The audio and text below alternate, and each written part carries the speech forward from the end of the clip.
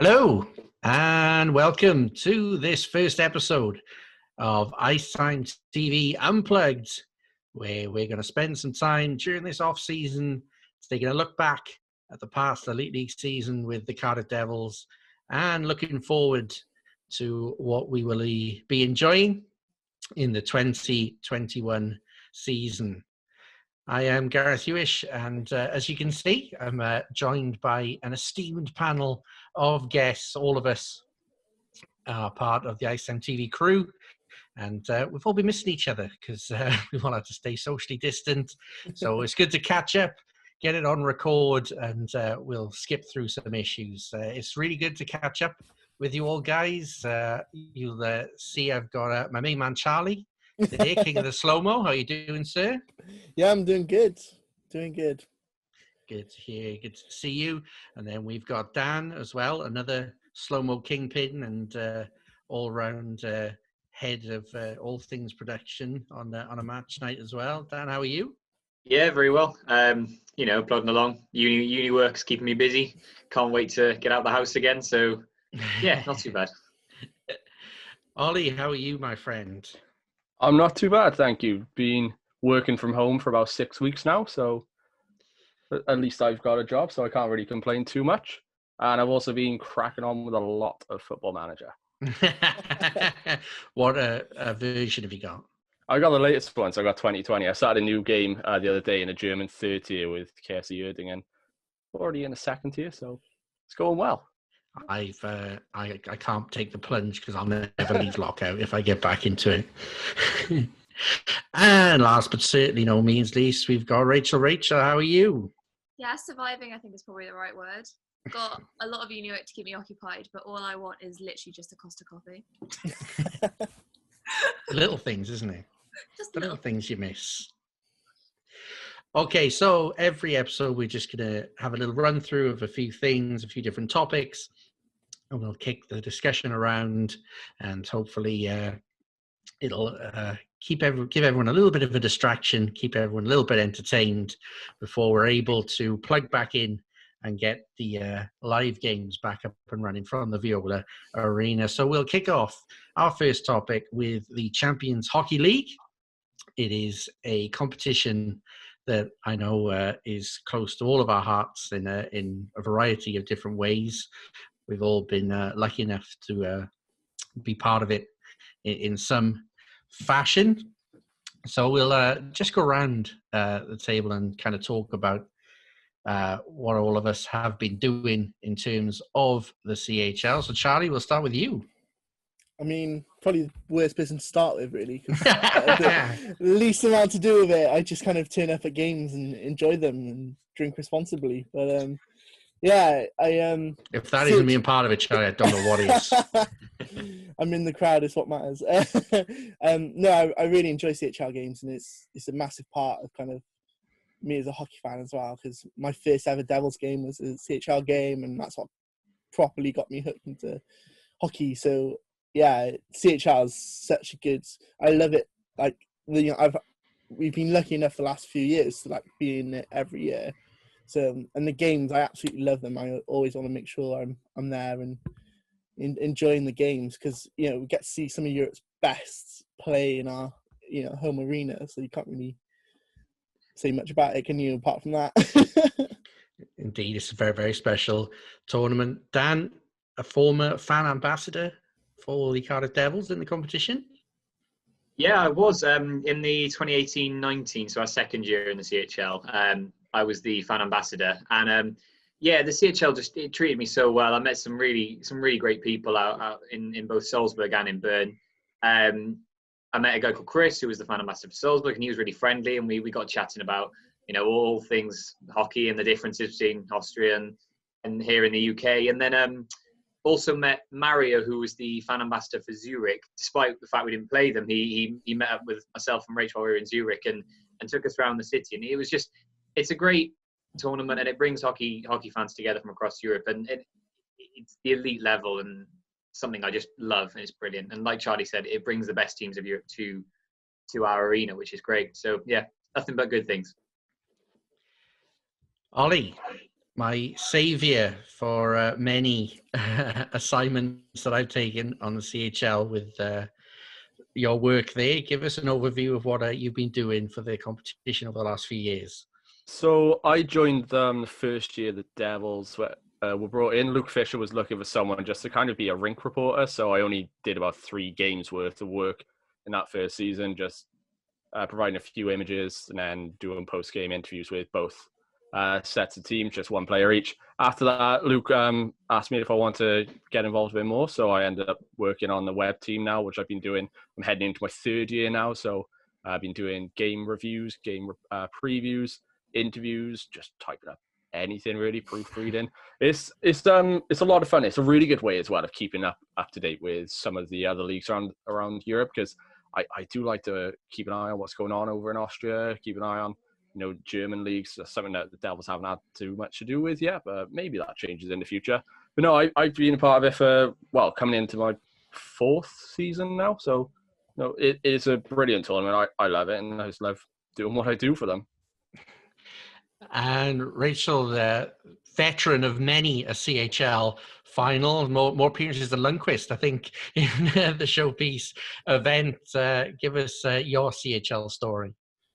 So it kind of started the same way as Dan, but the year before. So I was a fan ambassador for the first year the Devils were in the CHL, and that experience was incredible. We only did one trip that year, and that was to Davos, whose arena is amazing. That is one of the best arenas I have been to in my life. But since then, I kind of, as part of my course, I needed work experience, so I snuck myself into the CHL final in Sweden through them, and just took over their Instagram page. So all their stories, all the updates that you see from there in the final is me and my work. And I got to interview many players from Vecla when they won. Oh no, JIP when they won. Sorry, getting so much confused with so many finals. And then have to go back now twice to 2 different finals, one in Gothenburg and one in Mountfield this year. And yeah, my experience is probably different to many, but I've got to experience it as a fan and working with the CHL, which is something I am entirely and utterly grateful for. So yeah, it's a bit weird having both experiences, but I value both in different ways. And I think it's just an incredible competition to be in. It certainly is, and credit to all you guys for contributing. It's nice to see that Cardiff has always had a healthy representation working for and with the Champions Hockey League, not just from club level, but from a media perspective as well. I think it kind of shows how well embraced the competition has been since the Devils have been the representatives there, and they will be again next year. In a wholly different format. It was announced recently that the CHL will not be going with group stages and instead will be forging ahead from October with a straight knockout from the round of 32. A very different look to the competition, but it will really change the dynamics of it as well. I don't believe that there's been any confirmation of seedings as yet or how the draw will be made. But Ollie, we'll start with you. What does this do to the competition? It's now much more FA Cup-like than it ever has been. Yeah, I think it's got a lot of potential to be really, really exciting because it is slightly different. Obviously, with everything going on, it's taken out of the league's hands. So, and everything as well is just penciled in right now. So October 6th is the expected start date, but who really knows? I think for me, there's 2 ways that I think they're going to go about it. Either they're just going to take all the teams that would be in pots 1 and 2, put them in pot 1, 3 and 4 will be in pot 2, and just draw them against each other that way. I think it'd be a lot more interesting if it's just everyone in one pot and you just draw them out. You could then have 2 pot 4 teams against each other, 2 pot 1 teams. I doubt that's the way it's going to go. I think that's more of my fantasy. But I think it has got the potential to be a really, really exciting season for the Champions Hockey League because it is completely new. And I think by that point as well, people are just going to be really, really excited that hockey's back. So I don't think teams are really going to care that it's 2 games to start rather than the 6-game group stage. But for me, I'm interested to see who the Devils get and how exactly the draw goes about. Indeed, we are. Charlie, I'm going to skip to you as the social ambassador of all, the spokesperson of the Travelling Devils contingent that will no doubt be hovering over flights as soon as they are available. I know you've gone to a few trips where it's been a couple of different places at once. But can you see there being a huge Devils presence on that first game day, considering that it'll just be one city and a couple of nights to enjoy yourself? Yeah, I think definitely it'll. I think I can see a lot of the Red Army going over there. Like Ollie said as well, hockey will be back. It'll be the first opportunity for a big away game as well. And I think what Ollie touched on as well, like the new format is really exciting as well, because in the CHL, like, we've had unexpected wins against sides like Davos, and when you think of the new format as well, we could end up with it's those home and away legs. We could end up seeing that again, and a big side being knocked out in the first round against maybe a pot 3 or pot 4 team. So I think that aspect of it is really interesting, and I think that's going to engage a lot of fans straight back into hockey as well. Dan, from your perspective, would you rather the Devils be drawn against someone where you haven't yet visited, or are you looking to Devils to draw someone where you would hope that they may be able to have a chance to progress to the next round? That's a difficult one, because for sure I'd like to see somewhere new. I mean, we've not travelled to Germany, as you mentioned before, or Finland. So, a location there would be great. But at the same time, the CHL wins are the best type, and being able to maybe get through that first round, depending on who we play, would be really special. So it's difficult. I think if we are drawn up against maybe an Austrian or a German team, there might be a chance. If we come up against Rydderch again, then maybe not. But I think I quite like to see us win games, perhaps more than go somewhere new this year, because the competition is so different now. It would make that a little bit more special than usual. Indeed, it would. It'll be fascinating to see what turns out. Rach, coming to you for your opinion on this new format. Can you see more upsets when it's kind of come to a two-legged affair? There'll be much less time for you to recover from your mistakes if you're one of the bigger fish. Yeah, I think you're right. When Frölunda was mentioned, they didn't have the best start to the CHL campaign last year, so it could work in our favour if we do draw a team like that who are a bit rusty at the beginning. But I think a lot of teams will be prepared going into this CHL campaign, and I think they'll compete a little bit more knowing it's only a 2-game thing instead of 6. So I think we just have to wait and see, really. I don't think we can predict anything at the moment, especially with how every team is trying to cope with the situation at the moment, as like in this situation. So I think we honestly just have to wait and see. I think it'll be a much tougher competition because every single team will want that spot, and you have such a short amount of time to get it.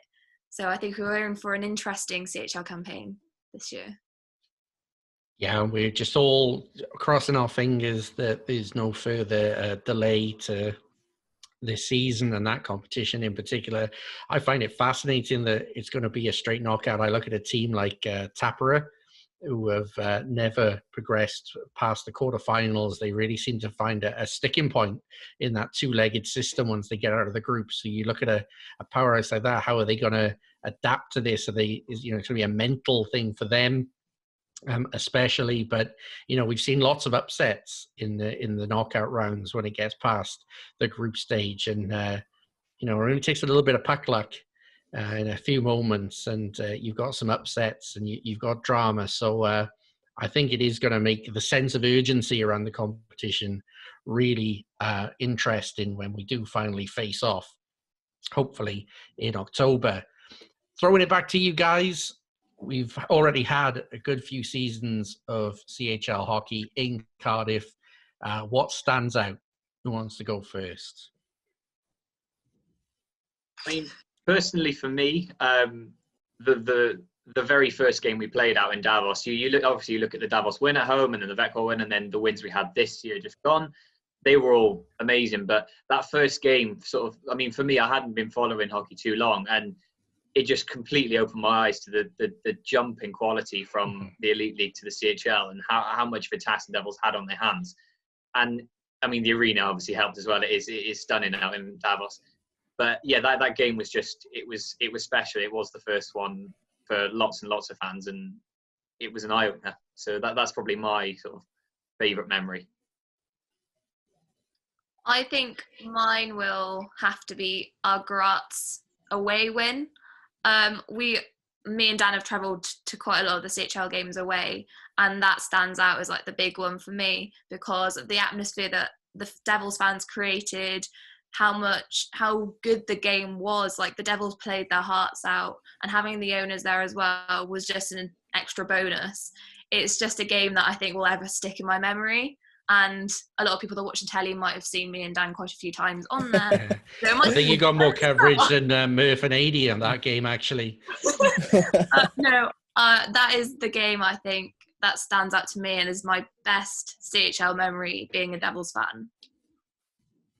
Yeah, I think that's a special one for a lot of people. I was dancing around my living room at the time watching that one. I couldn't quite believe it, how well the Devils played that evening, and the noise from the away end, even through the TV, was just phenomenal for that one. So yeah, I think that's going to live long in the memory of every Cardiff Devils fan who was there, and it's going to go down as one of those big nights in club history. For me, I think the second season was, the Devils didn't get a win, but that was such a tough group to go into, and I thought they played as well as they could going up against some of the toughest teams in the competition. That was probably that season's group of death. So to me, that one really sticks out as, just a really great overall tournament. This year, obviously, with the first away win at Graz, like Rach mentioned there, the shootout win at home as well. That to me was, I was up on the gantry trying to connect to the Wi-Fi to upload stuff for the CHL, but because that was running so slow, I could actually enjoy the full shootout, and it was just so tense, so nerve-wracking. Chris Nilstorp in goal for them was doing his best to try and keep his side in it. Sean McMonagle, he's doing his best. And eventually, when he scores the winner as well, the puck bobbles right before he pulls that move off. So he's in a way kind of fortunate to be able to actually get that shot away, and it goes in, Devils win, and that was one of the most exciting wins they've had. Probably second most exciting narrow win other than the Davos one where Drew Paris blasted home the overtime winner. Another iconic moment there, that Drew Paris blast. But yeah, I agree with you from last season as well. A very tense evening. Charlie, any you can remember? I don't know what you're implying there. Nothing.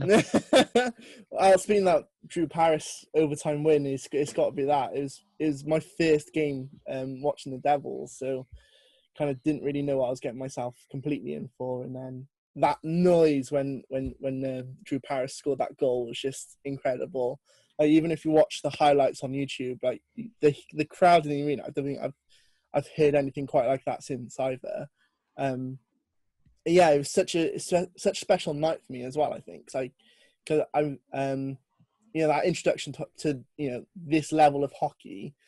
When it came around to a league game, I was like, oh, this is what it's normally like, as opposed to seeing Devils beat Davos. So yeah, it's really special kind of memory, since hockey's now like such a massive part of my life, and that was kind of the start of it.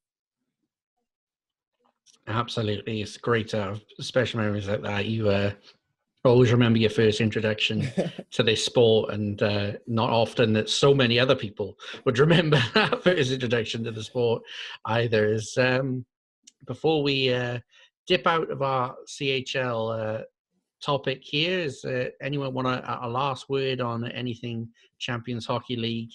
One thing we can mention, because you asked us what we do for the CHL. What about you? Give you some airtime.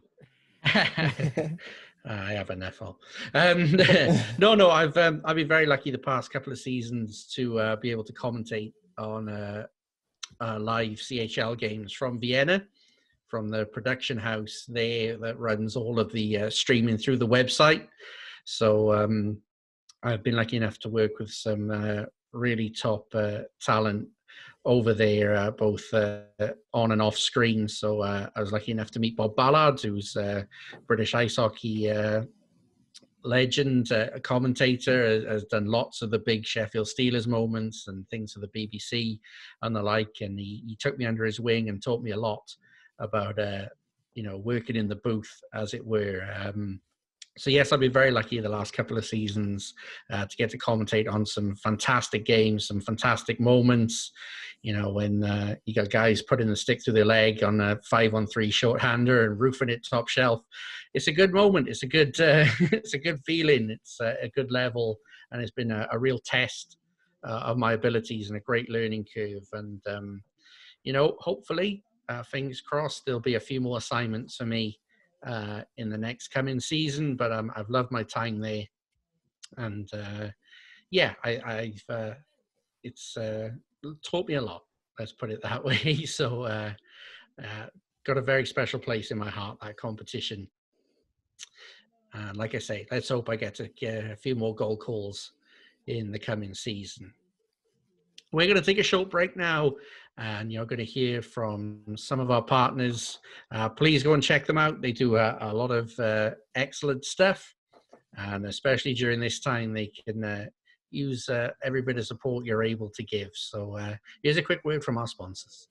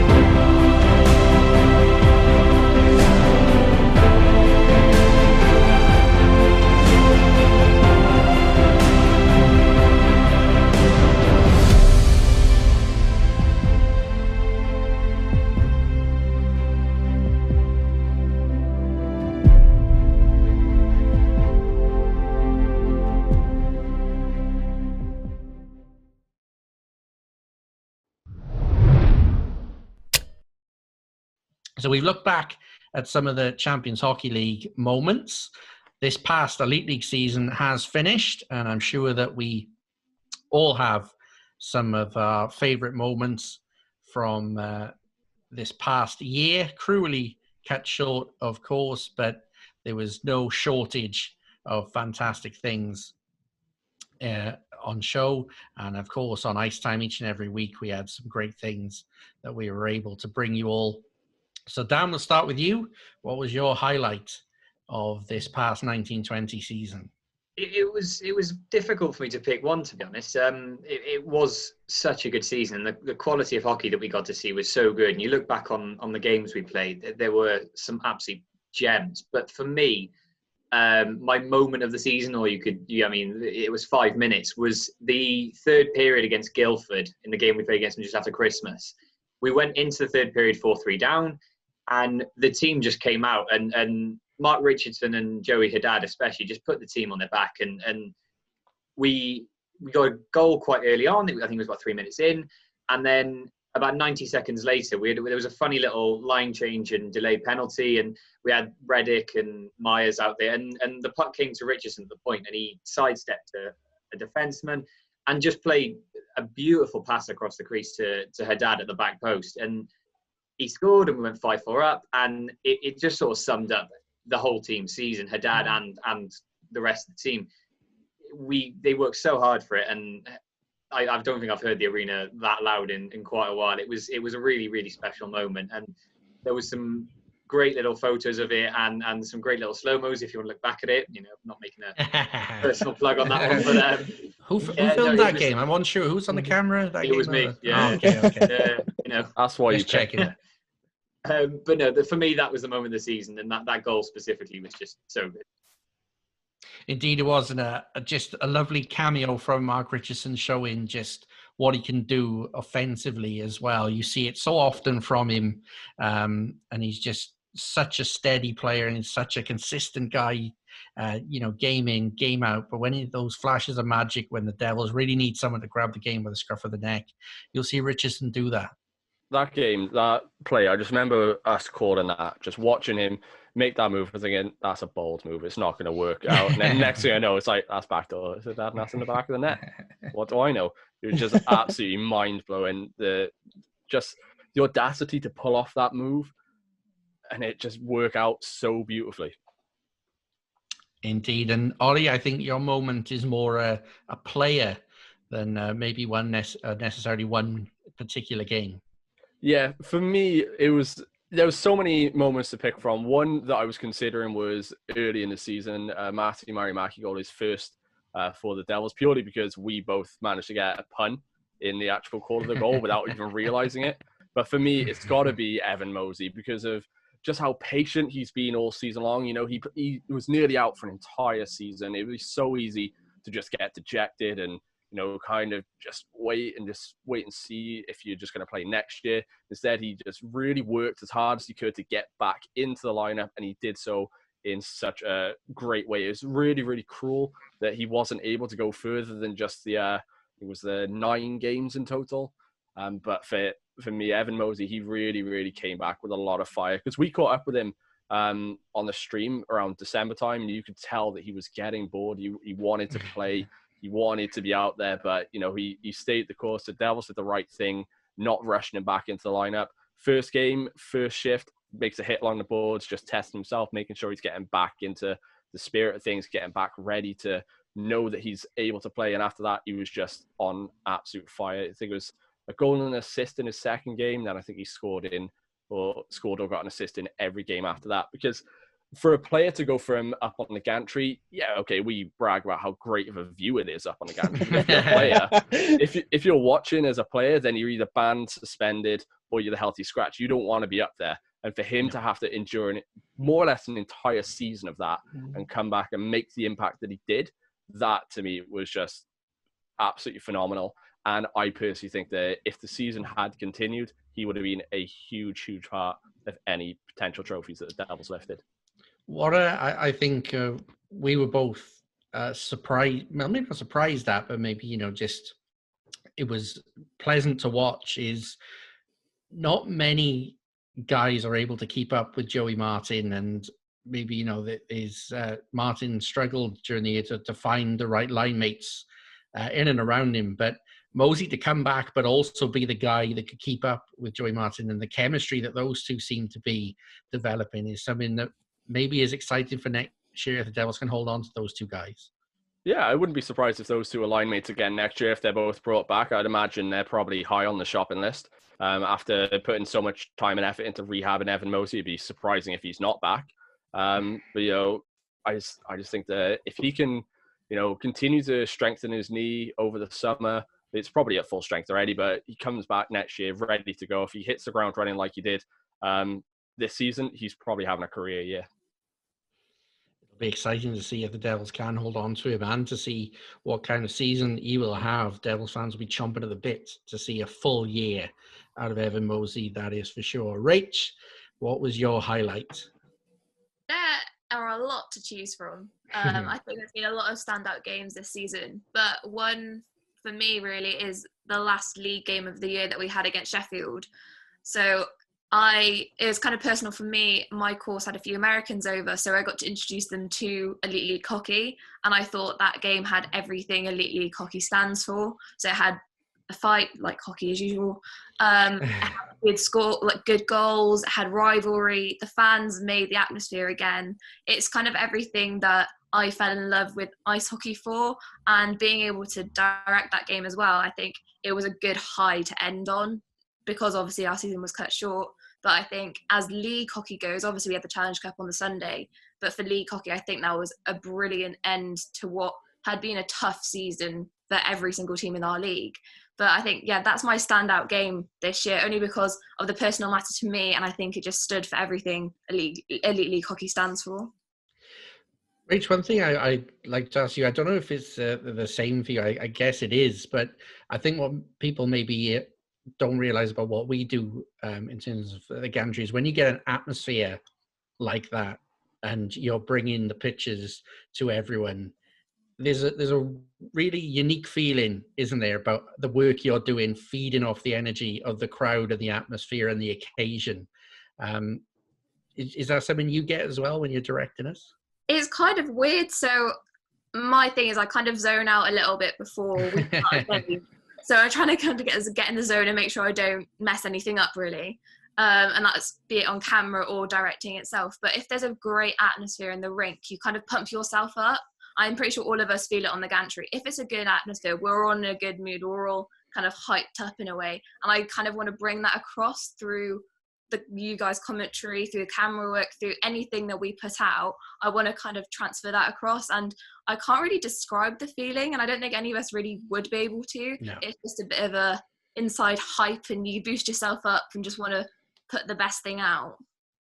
Yeah, it's like Ollie, I don't know if it's the same for you, but I kind of feel like I'm a bit more on autopilot when the game is that high stakes and it's delivering in the way it is, and the crowd, you can just hear it and it's kind of coursing through your veins. I could have get into autopilot and my sort of instinct takes over, and then the crowd kind of become my guide on how the game's panning out.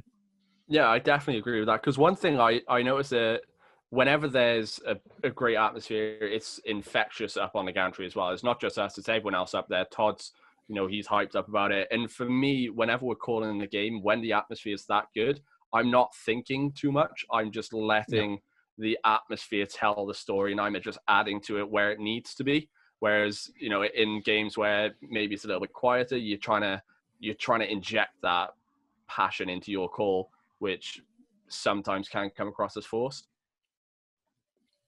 Indeed, and now I miss it more than I have been now that we're talking about it. Charlie, what is your best memory this past season, if you can remember it? We're not painting Charlie in a particularly good light. No, I'm sorry. That second one was done purely for comedic value. You've never turned up to work purely just away games. But, just the away games. Just the away games. So no, sorry, sir. What is your, I think, your season memory? There's been a lot of kind of memorable moments, kind of working games, but for me, it had to be that Frölunda game when we had them home. It was such an incredible atmosphere. Kind of most of the fans there kind of knew it was a game we're going to lose, but there was still that energy there in the crowd, and it was such a good atmosphere. I was in block 13 as well, so kind of getting right into it, and as a fan, and for me there was a lot of moments in that game where, even though the scoreline wasn't very good, Frölunda had to change their style massively because of the way the Devils were playing. And, I thought that kind of showed that, we might not be the best in Europe, but the best in Europe still have to change their style of play for us. And that was quite a big kind of realization, I think, for me, and our league as well. Absolutely, and you just love that CHL, child, don't you? Love it.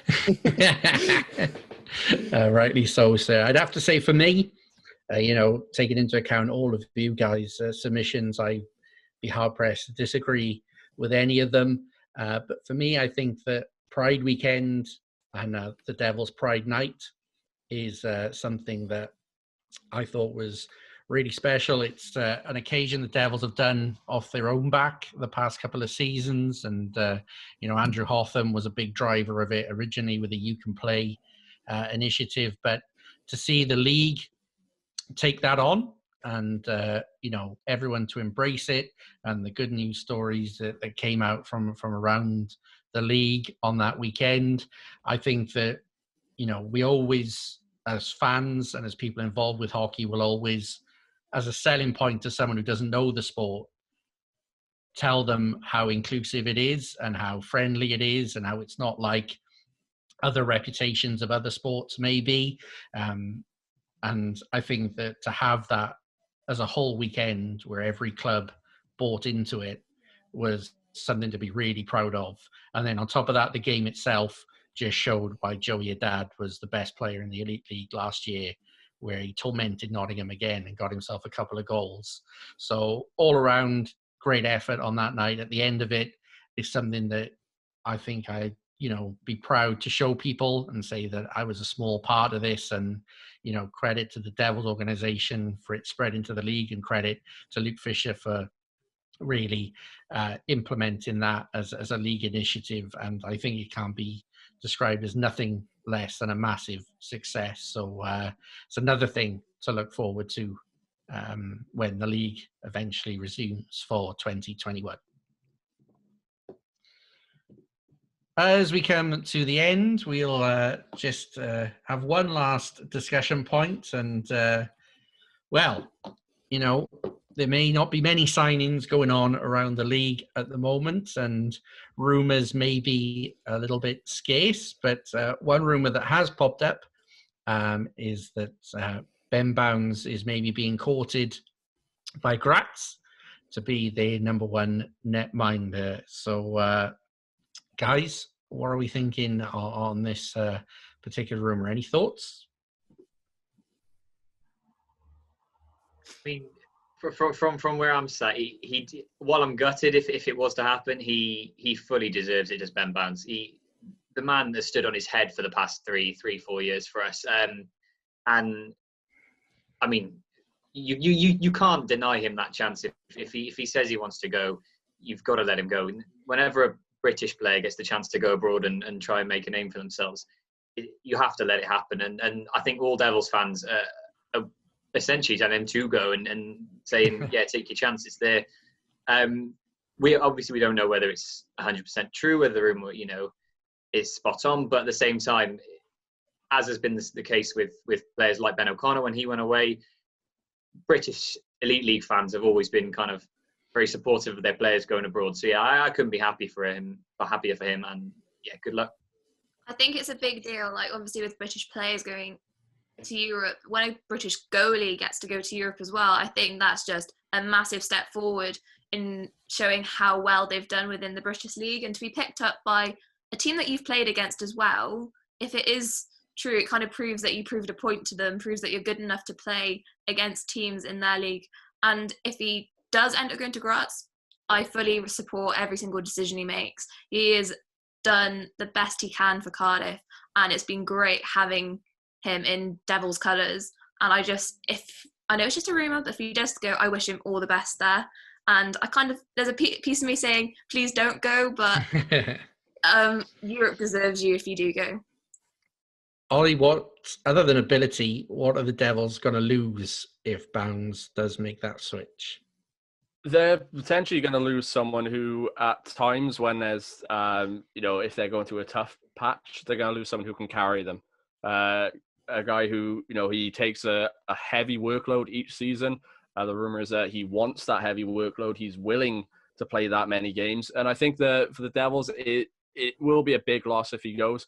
Personally, if there was an offer on the table for him from Europe, as long as it's the right offer, I want him to go, because he's deserved it. He's worked so hard over the last couple of years, coming through from Hull to being just an absolutely outstanding legend of Devils history. Now, I hope that he goes, because it will be a great thing for him personally. It'll be a great thing for British hockey as well, but it would be a big loss for the Devils. It'd be interesting to see how they go about filling that void if he does go. I think that's another conversation to have, is who do you want them to bring in? Do you want them to maybe try and keep it with a British team? In that case, do you want Jackson Whistle to be given a chance to be in a starter, or do you want it to be an import? But that's the other thing as well. It does eat away at one of your import slots, but Devils have shown they have good British players as well, so I don't think that'll be too much of a factor.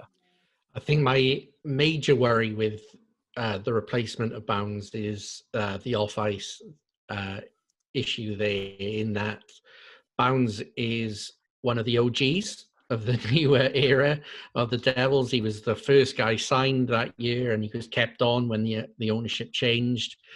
And I think it's so important when you're trying to build year on year to have that core of players who maintain the standards, not just playing standards that we know, is extremely high, but also that standard off the ice, where when you guys come into that locker room, they know that the leaders are there to keep everyone in check and to ensure that everyone rises to that same level.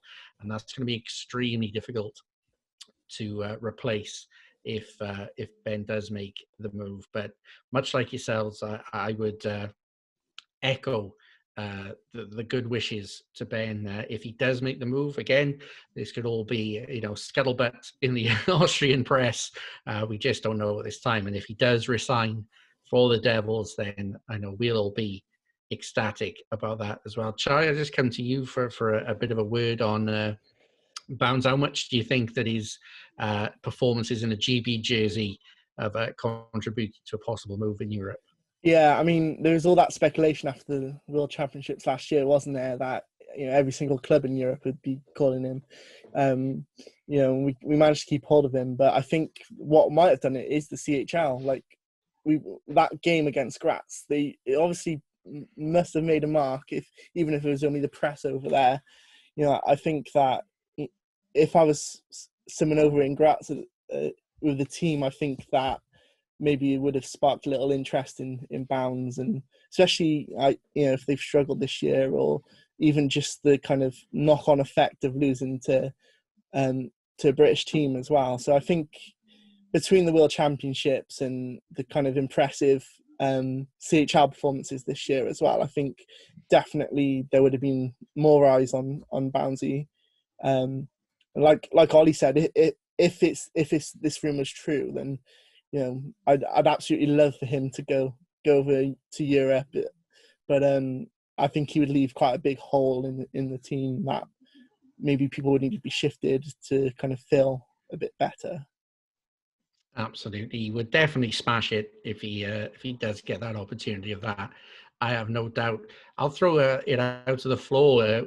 What would you guys do? Would you go maybe scout another British talent, another British out skater to replace that balance? Would you go for the British goalie with a possible Jackson Whistle appointment? Who's got some strong feelings on this? I don't think at the moment there's anyone who can really step up to the plate. I think there's definitely a lot of good young British goalies. We've had Jordan Lorde, Tyler Pear, Ben Scanlon in the system. You look over in Coventry, Jordan Headley, he's got a lot of potential. Rennie Marr down in Swindon. There is a lot of good young Brits, but none that are ready to really take on that role. So I don't see the Devils going out to try and get the next up-and-coming Brit. I think they do have a lot of faith in Jordan Lorde. So if they do, it'll be on a two-way deal.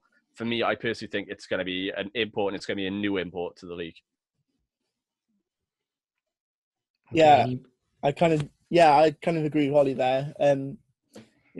Working with Cardiff Fire as well, I've kind of seen a lot of the British goalies in that kind of tier of the league, and there are a lot of good British goalies, but I'm not sure there's any that could step up, especially in a starter role. Maybe bringing in someone like Jordan as a backup, maybe, but I think it's definitely there's gonna be a gap that's going to be filled by an import into starter. I think the thing as well, you mentioned about bringing Jordan Lorde in as a backup. I personally wouldn't want him to be a backup yet. I think that's one of the issues I have with British goaltending is I think that when they're that young, they need to be starting. They need to be getting game time. They need to be on these two-way deals. So it's going to be very interesting to see what the Devils do about their goalie situation if Bounds is gone. Is Moody going to stay as backup, or do they go for Whistle as a backup? It's really up in the air about what they're going to be doing. And let's say that there is a British forward that maybe has to come in to address the balance if it goes the import goalie route. Anyone have any candidates for that they feel might be a realistic chance of seeing in a Devil shirt? I think the obvious one that quite a few Devils fans, maybe less so from my own opinion, who would be Ben Davies back in Cardiff. I mean, I've heard plenty of people say that they would have him back. I think he fits in Guildford. I think he works for them as sort of that agitator player.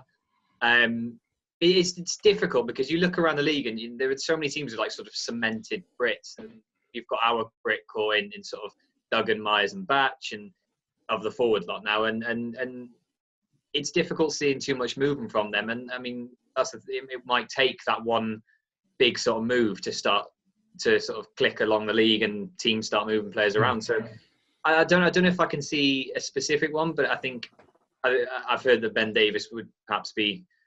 It tickles the fancy of many Devils fans around the league. So, or picking up on your comment there about our Brit core, is the time to give Rydderch that permanent slot on the fourth line and Duggan to maybe have a bit more influence higher up the roster? I think that both players have kind of proved their place in the Devils team, and I think Rydderch does need a little bit more ice time. Whenever he's on the ice, it shows that he has a point to prove. He stands out when he's on the ice, and that's quite a big statement from me saying like he's not on the ice often, but I notice him when he is there. Like, he does make a big impact on some occasions. Others, obviously some players do outpower him, but he does prove a point, and I think he has a lot more to prove. He just needs the ice time to do it. So I'd like to see both of them get more ice time and just kind of show what they are capable of, even if it's just to the Devils fan base, but even to kind of secure their place in the future with different teams. It'd be great to see them step up a little. Yeah, I have to agree with Rachel there about Rydderch. I think his only problem now is that he needs more ice time in this league. When you actually see him on the ice, you kind of think that his stats don't really line up with actually how he plays. I mean, we replayed that Lauder's last game as a player, and Rydderch in that game was phenomenal. And how long ago was that now? So I think seeing Rydderch full time in the lineup could change a lot. And going back to what Dan said as well, it's not a case of which player would we sign, but which player would leave their current club. I think that's more of the issue. And I think Rydderch may be one of the only players we could actually get to fit into our lineup at this point. I think they've shown there's a lot of investment in Rydderch as well. They've had him around for a couple of years, and like you all said, there's been times when he's been on the ice in the Devils jersey, he's been absolutely phenomenal. His work rate's unbelievable. He's so quick. He's like an energizer bunny out there. Needs to stock up a little bit and needs to get a bit more strength in his game, and then he'll be good to go. So I reckon next year he'll probably still be on a two-way, but maybe he'd feature a little bit more for the Devils. But to go back to the question on which Brit would you want to come in, if I could pick any Brit to come in, it's probably a surprising pick, but it'd be Sam Jones from Fife. Young defenseman, a lot of potential, big body as well. He's one that I could see having a big future, and I reckon in about 3-4 years' time, he's going to be a mainstay for GB. He's not afraid to throw his weight around either. He's Sam stick up for himself, which is or his elbow as well. Any last comments from anyone on Mr. Ben Bounds before we drop out here? I suppose the only thing is if this is the last we're seeing of him for now, thank you for the last couple of years and best of luck. I'm going to miss your cartwheel saves that make great slow-mos. It will be interesting to see what happens. The rumour mill doesn't stop during the pandemic, as we've heard over the past few weeks. So we'll keep an eye on it, of course. But, there is always the chance as well that Ben leads out the Devils team as well next season. Well, thank you very much, guys, for this little discussion. It's lovely to see you all again. And, we hope to all be back on a gantry, producing some live ice hockey action as soon as we possibly can. But for now, this has been very nice, and it's been very good to see you all. Please send your hate tweets to @Icetime TV on Twitter. So always gratefully received each and every week. And of course, on our YouTube channel, we are showing old games as well, historic games, classic games, to try and keep you entertained as we all do what we need to do during these uncertain times. But thank you for watching Icetime TV Unplugged. We will be back in the next few weeks with more discussion, more topics, more chat, and probably more arguments. We'll see. But I've been Gareth Huish, and on behalf of Charlie, Dan, Ollie, and Rachel, we hope you've enjoyed listening to us talk a little bit of hockey. We'll be back soon. Thank you very much for listening. Good night.